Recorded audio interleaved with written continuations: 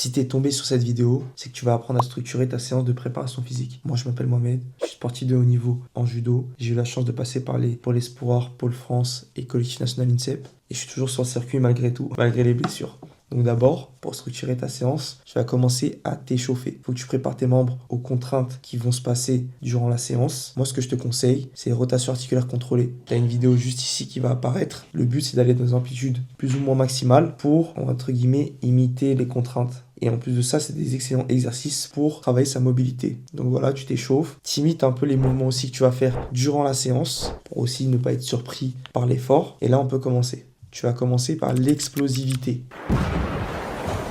C'est quoi l'explosivité? C'est la capacité de passer de 0 à 100 en un minimum de temps. Si tu veux, c'est comme une voiture. Une voiture qui a 300 chevaux, c'est pas la même chose qu'une voiture qui en a que 100. Celle à 300, elle va monter plus vite. Là, c'est le même principe. Tu vas faire des efforts courts et intenses, avec aussi du repos. Mais, très important, c'est qu'il faut préparer ça. Tu peux pas arriver à faire des exercices qui sont très intenses, alors que ton corps n'y est pas habitué. Toi, c'est d'arriver ici, mais avant, il faut commencer là. Et ici, on va faire de la pliométrie qu'on appelle extensive, pour arriver à de l'intensif, en passant par des étages moyens et profonds. Ça, c'est l'explosivité. Tu peux le travailler de différentes manières, à travers, par exemple, juste des rebonds sur place, des exercices d'haltérophilie, des exercices aussi, quand on va faire la force, par exemple, du développé couché, mais de manière vite et intense. Bon, là, on est plus sur de la vitesse que sur de l'explosivité parce que c'est vraiment deux notions différentes. Enfin, plutôt de la puissance et l'explosivité. La puissance, c'est force fois vitesse, donc la capacité à accélérer le plus vite et le plus fort possible avec des charges qui sont quand même un peu lourdes, mais pas trop parce que faut exprimer de la vitesse, d'accord, sur cette force. Et là,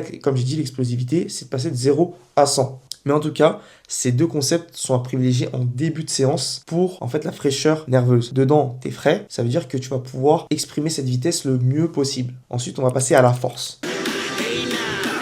La force, c'est la capacité à porter lourd. C'est juste ça. Sauf que nous, en prépa physique, on va pas juste porter lourd pour porter lourd. Non, nous, on veut mettre une intention de vitesse. Sauf qu'à l'œil nu, tu vas me dire, ouais, mais c'est lent là. Oui, c'est lent. Sauf que, même si c'est lent, tu mets l'intention d'aller vite, de porter cette charge rapidement. Et sur la force, on va privilégier entre 78% à 100% de son 1RM. 1RM, c'est répétition maximum. Et en fonction de ton échéance, tu vas jouer sur ces paramètres de répétition, série, pourcentage du 1RM. Et il faut trouver le bon dosage au bon moment pour structurer ta séance. Et c'est ça le plus dur. Tu vas privilégier des exercices polyarticulaires. Poly, plusieurs, articulaires, articulation. Parce que les exercices polyarticulaires, ils travaillent sur plusieurs muscles. C'est-à-dire que ça va être plus simple pour toi de travailler. On va pas réfléchir comme les culturistes. Push, pull, leg, pousser, tirer, jambes. C'est un autre domaine. C'est différent. Nous, c'est pas ce qu'on veut.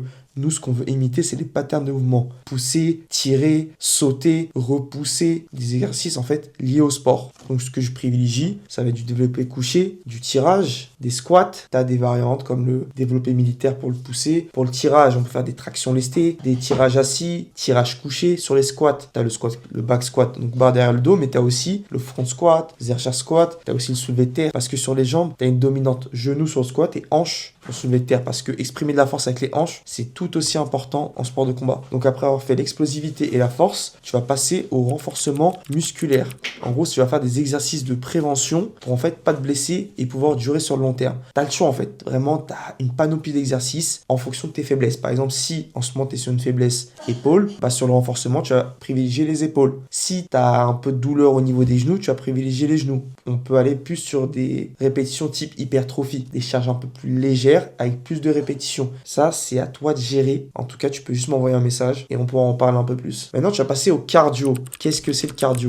Le travail de conditionnement, c'est apprendre à ton corps à faire des efforts intenses sur la durée. Parce que oui, c'est bien beau de pouvoir faire une ligne de combat, mais si tu en as 5 derrière et que tu n'as pas le cardio, t'es cuit. Donc sur ce travail-là, tu vas devoir faire plusieurs types d'efforts. Et là, c'est tout aussi complexe que le reste. Parce que sur le travail cardiovasculaire, tu as 3 filières. La filière aérobie, anaérobie lactique et anaérobie alactique. Anaérobie, c'est parce qu'en fait, ça ne nécessite pas d'oxygène. Et aérobie, ça nécessite de l'oxygène. L'aérobie, c'est la base. Si tu n'as pas d'aérobie, une bonne base, tu vas pas pouvoir tenir. Parce qu'en fait, si tu veux, c'est comme les piliers d'une maison. Ensuite, tu as le travail lactique et alactique. Alactique, c'est des efforts courts et intenses. Cette filière va être utilisée dès le début. Et en fait, elle est utilisée pour tous les efforts de la vie quasiment. Parce qu'à chaque fois, si tu pousses une barre, tu fais 3 répétitions, c'est de la lactique.